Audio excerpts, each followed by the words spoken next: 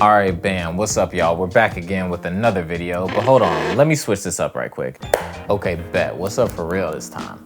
It's your boy Mars here. For those who don't know me, I'm a filmmaker working on being a writer, director in the entertainment industry. Thank you to everyone who watched the first video and gave feedback. I truly appreciate it, and I want to keep making this content more engaging for you all out there. Make sure you like this video, subscribe to the channel for more like this, and follow me at all these places to this direction of me here.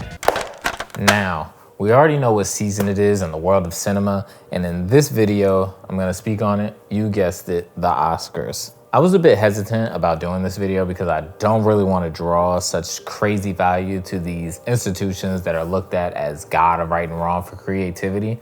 I think judging art and expression with such rigor and qualifying people's work is the direct antithesis to what art is all about. However, I think the films talked about should get their shine and appreciation. There are some really amazing nominees this year, so I think it's okay to highlight them despite the attachment to the institution. One thing I will say is that there are also a lot of snubs, films that just didn't really get the shine that they deserved. There's a lot of good movies that were left off this list. Systemically, there's issues with places like the Oscars, places like the Emmys, places like the Grammys, where good work doesn't even get nominated. That's for another video potentially, but you know, just another thought there. Depending on when this video is done, we'll see what happens next month at the Oscars, or this month. Hopefully I'm not that late, but we can come back regardless and revisit some of my thoughts. With all that being said, let's jump right in.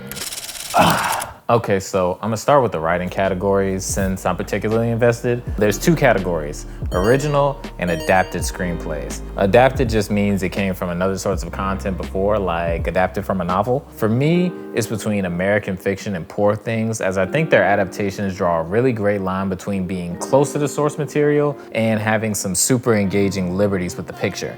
American Fiction comes from a 2001 novel called Erasure from Black Georgia author Percival Everett. Shout out to that man, always shout out to a Black man, straight up. I think Cord Jefferson, who is the director and writer for American Fiction, took the source material and crafted a story that had all the same discourse, but fueled with entertainment, comedic elements, and really full characters across the board.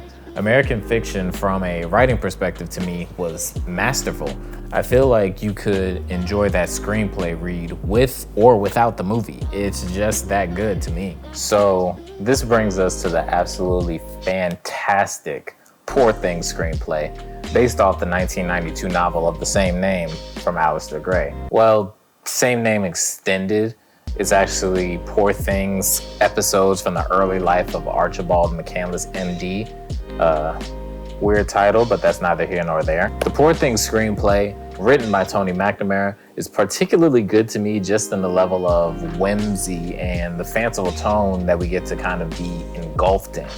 I think the world building the film is able to craft is directly relying upon the foundation that the screenplay sets, and furthermore in the foundation of the novel's tonality as well. It's amazing to me how wholly unique and weird Poor Things is able to be without being too overwhelming or daunting. Ultimately though, I think American Fiction edges it for me just in its vibrance in the source material. It's a screenplay that just really wows me and makes me feel such a strong enjoyment and emotional attachment to the storyline that is American Fiction. Now, is Stagg a pseudonym? Yeah, Mr. Lee can't use his real name. Is this based on your actual life?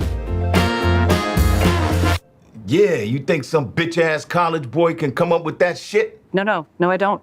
So I'm gonna be honest with y'all, my bias already has a pick, but I wanna go through this one just a bit. The Holdovers didn't win me over in the same way it did everyone else. Maybe I should revisit it, but it just didn't stick with me very well as far as the script goes. Maestro was underwhelming in a lot of ways, but I can see the nomination screenplay-wise, but it just didn't have all the follow-through to craft a really good film. I think in my mind, it's between May, December, and Past Lives. And to me, my emotional attachment to Past Lives just does it for me. That narrative is absolutely beautiful, dog. I love the subtlety in the writing here. So many little pauses and just breathing space that is so palpable and purposeful when thinking of how the story plays out visually. The romantic aspects are done with such authenticity and feel localized in a real world experience of love and loss.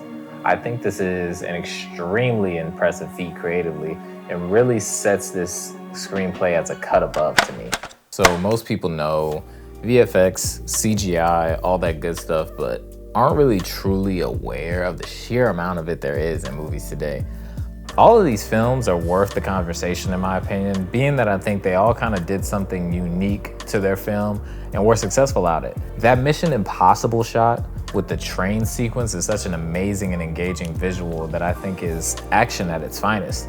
Guardians of the Galaxy always has an awesome visual background to it. I think this year the nomination is mainly a result of just how impressive that film was as a whole. While I think the VFX are great, I don't necessarily find them to be worlds better than any previous Guardians film. Napoleon did great with such expansive landscapes of war and fighting, crafting a larger-than-life visual experience. The two that are my favorite of these nominations are The Creator and Godzilla Minus One. The Creator built out a new world with a somewhat familiar feel to it, but it did a lot to make that world both visually appealing and realistic. I love how it feels like a future that could be right around the corner almost. Like there are so many things that I know don't exist in real life, but don't feel like a far stretch from what could be reality. And I really appreciate that balance with the visual effects and just being used to make something that is so grounded, but yet so imaginative at the same time. However, I think against Godzilla Minus One, it might be a tough out because this movie was magnificent and it is hugely dependent on the fact that Godzilla looked fantastic. I think Godzilla has gotten a bad visual presence in previous movies, and I think this one gave the creature its most ultimate visual expression in a long time.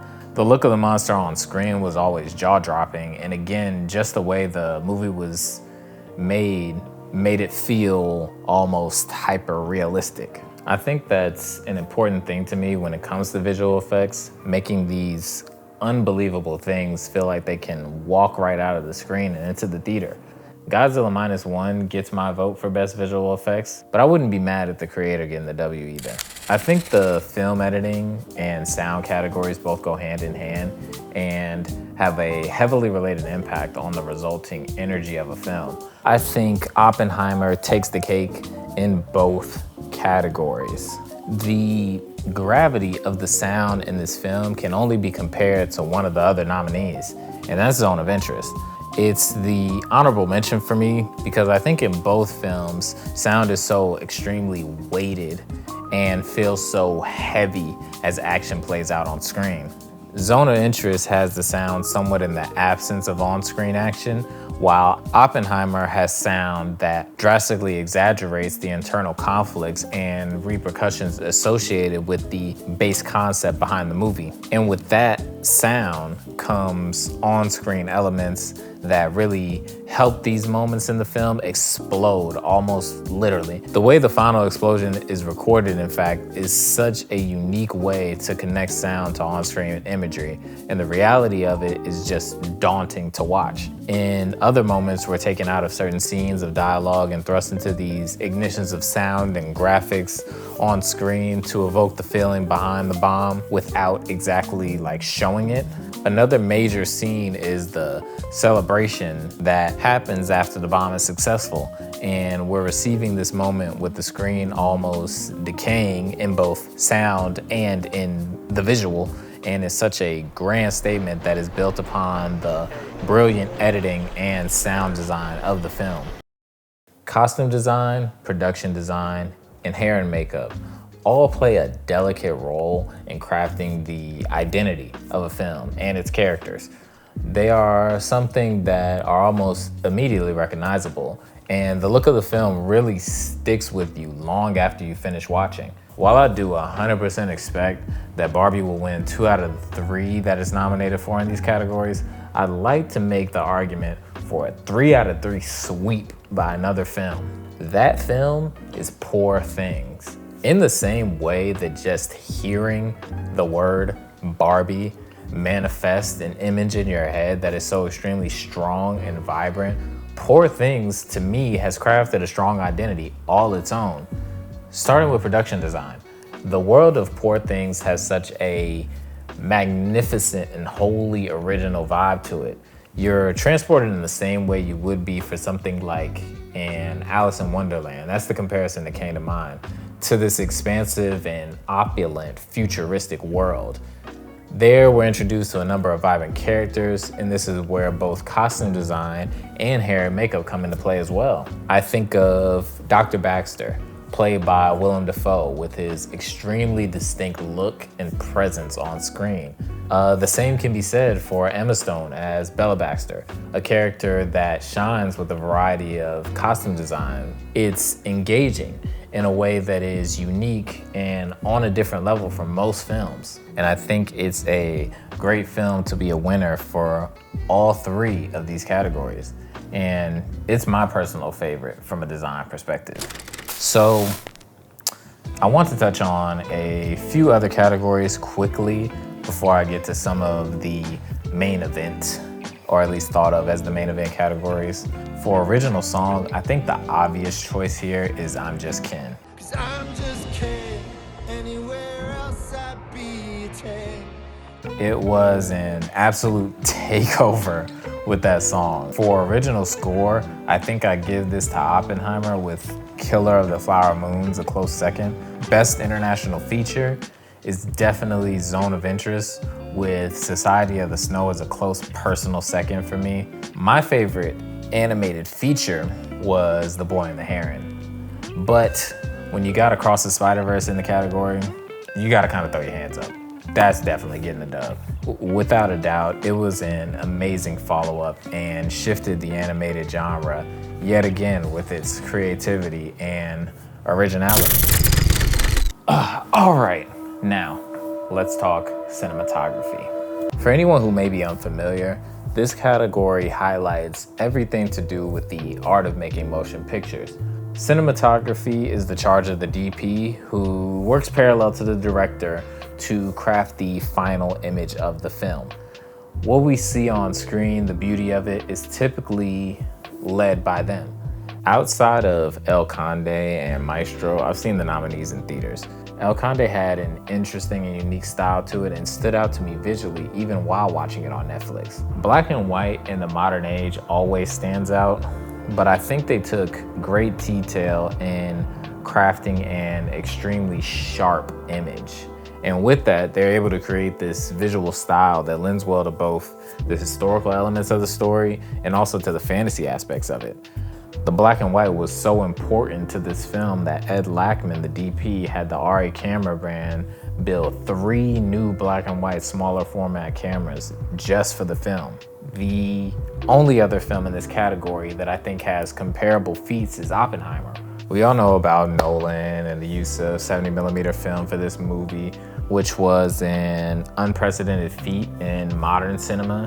The legend, absolute legend, Hoyt van Hoytema was at the helm for this one, and he and Nolan crafted an amazing visual footprint for this historical drama, giving it an entirely different intensity and cadence than films of that same genre. If I had to give credit just for cinematography, while it would be very, very, very close, I think I may have to choose El Conde here. When you take a chance visually with the film and you nail it, like really nail it, you deserve the praise. And I think they did just that. The captain, the head honcho, the director. This is the person who is responsible for leading the charge day in and day out in production and creating the foundation for what the movie will ultimately be once it's all said and done. So this is an extremely tough category for me. Maybe the toughest category if I'm being honest. All 5 of these movies were phenomenal in their own right. And the direction of each had a clearly defined presence and authorship that made each film shine individually. It's very hard to pick, honestly. Like, I can't lie, I think the winner will probably be Nolan for Oppenheimer, just because of the way that film had literally swept the cinema world and its award wins so far. However, I think a case can be made for any of the directors in this category. Jonathan Glazer presents such an earth-shattering experience with The Zone of Interest and speaks so loudly with so little happening on screen. There's so much information in the details, and it's so very impressive from a directing standpoint. And in a lot of ways, it is the one film here that truly leaves you speechless as a viewer. Scorsese, he is who he is. You know, like, this feels like such a him movie, and yet it has layered this unique cultural ethos that offers a very vibrant expression to us as an audience.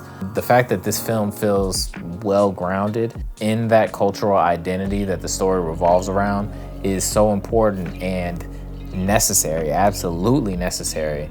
And I commend Scorsese for taking the time out and placing the attention on really researching and getting a true understanding, as best as one can, of the history that the film is based in. A Yorgos Lanthimos movie is never anything short of interesting. If it's not anything else at all, it will provoke thought and questions from audiences. His grand delivery with Poor Things is a new terrain for him. While his previous movies rely on smaller worlds, less characters, and just a more subtle footprint, Poor Things takes his weird style and pushes it way out of the box. This is his first real opportunity to build out an entire world, and he excels while maintaining every bit of oddness and peculiarity that his work is known for. I love to see an artist be able to take their projects to the next level while preserving the core essence of what it is they've always wanted their work to be. Justine Triet had a masterful outing as director of Anatomy of a Fall, making a courtroom drama feel so much more engaging and nuanced than even I could have expected as someone who likes the law and criminology.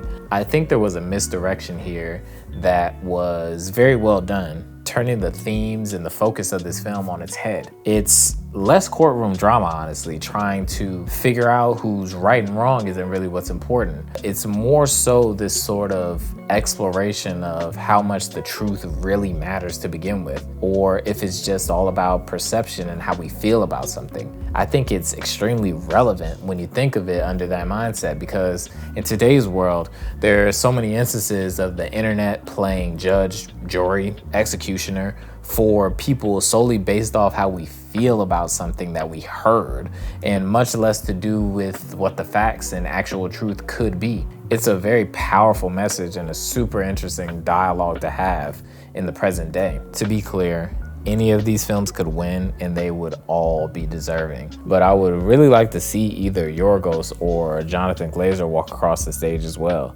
Justine too would be an amazing win. Oh, yeah, man, this one's too difficult.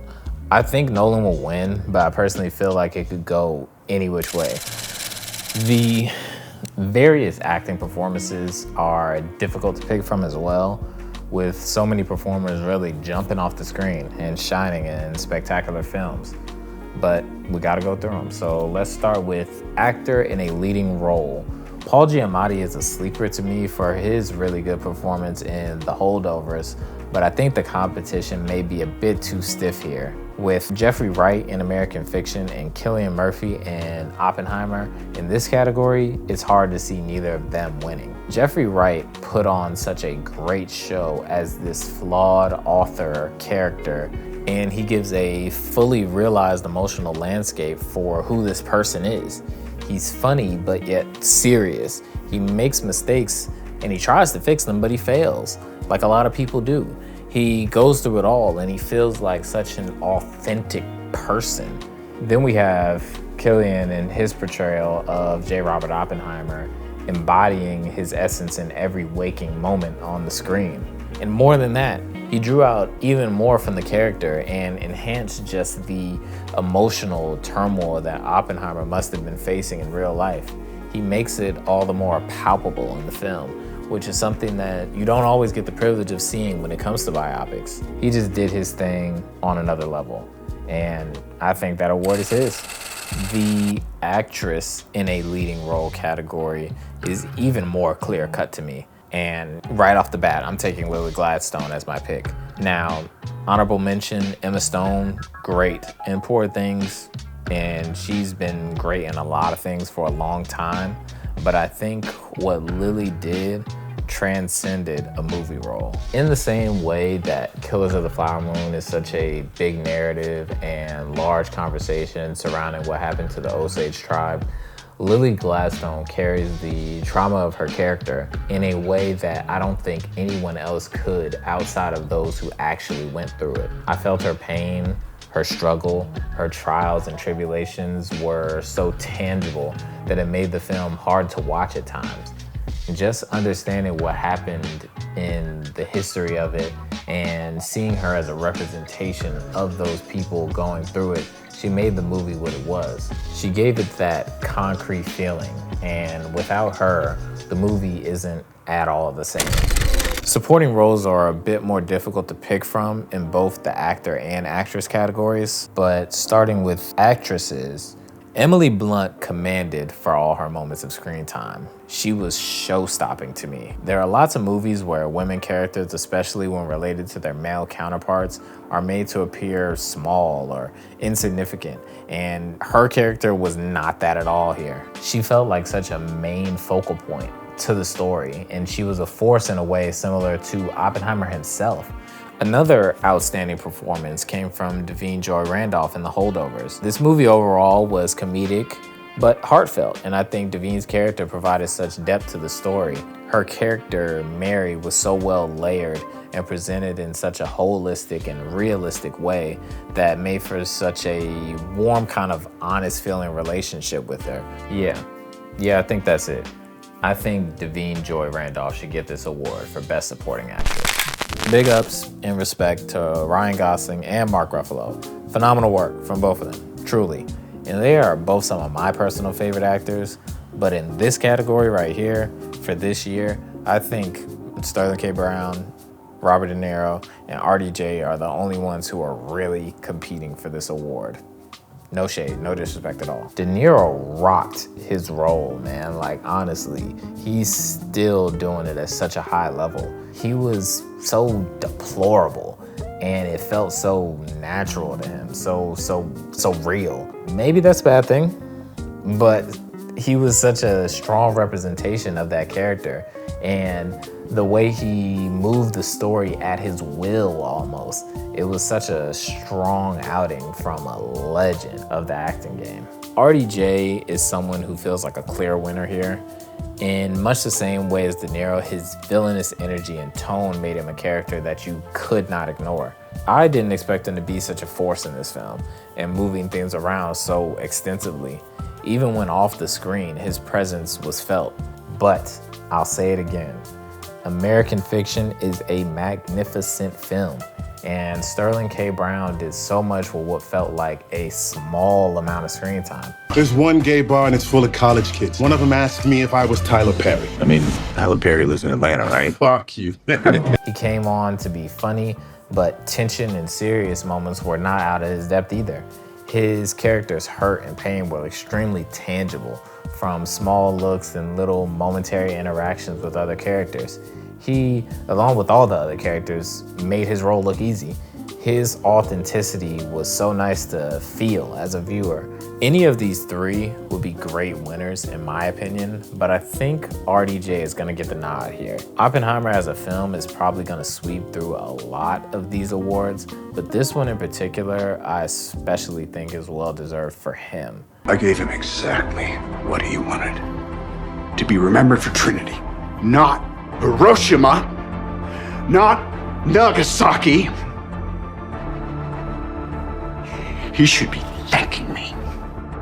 So now, for the biggest category of the night, we have Best Picture.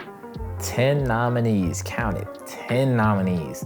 Most of which I've talked about for other categories in this video, so we can just get straight to it. American Fiction, Anatomy of a Fall, Barbie, The Holdovers, Killers of the Flower Moon, Maestro, Oppenheimer, Past Lives, Poor Things, and The Zone of Interest. That is a ton of movies to decide from, and they're mostly all fire to me. I've kind of narrowed it down to 3 that I'd say have that overall greatness to them. To me, I put American Fiction, Oppenheimer, and The Zone of Interest up there. Killers is fantastic, a true testament to Scorsese's legacy as a filmmaker. I think this one and Past Lives were a tough out for me. Killers being such a strong showing of realistic events, and Past Lives with the most intimate portrayal of lost love that I've seen since, dare I say, In the Mood for Love. These both are definitely timeless films, and I can for sure see myself revisiting them. What I think American Fiction, Oppenheimer, and Zone of Interest do that maybe Killers and Past Lives don't very much is that they aren't as groundbreaking for cinema. And let me explain what that means to me. Let's start with American Fiction, right? It has this strong commentary on art and what it means to be a Black artist, and it portrays a story that doesn't feel so much like a movie at all. There's nothing in this film that seems unrealistic. There's no true resolution. Life just goes on like it does for everybody. It's hard to make a good film that is also that grounded. A lot of times the movie ends up feeling kind of incomplete or just boring, but American Fiction doesn't at all. It's a fully realized idea, a complete narrative concept with a lot of energy. It's a truly Black story with a human as the main character. Really human person, like not perfect, not altogether noble, not always operating in the right or making the best decisions. And it's that makes it such a standout and makes for such a magnificent film. Deadbeat dads, rappers, crack, that's Black, right? Nobody's gonna publish this. Just want to rub their noses in it. We love it. What? It is very, Black? yes, that's it. I'm happy you said it and not me. And need I say more about Oppenheimer? I think I've talked about it enough through other categories, but as an entire film, it's just hard to compare anything to it. The characters are strong, the direction and the style of the film is unique, and it is a technically sound film from all angles. Why would we go to the middle of nowhere for who knows how long? Why? Why? How about because this is the most important thing to ever happen in the history of the world? And lastly, Zone of Interest. This film is revolutionary when I think about it because it's so rare that we have such a visual on screen that is kind of subtle while the sound does the bulk of the work to carry the film's tone and the film's message. And it's a very disturbing piece of art, and it is done in a way that forces you to recognize it, like you have to watch. It's hard to sit through as a viewer, and that's purposeful. You're supposed to be uncomfortable, and it's so successful at driving that feeling of discomfort home.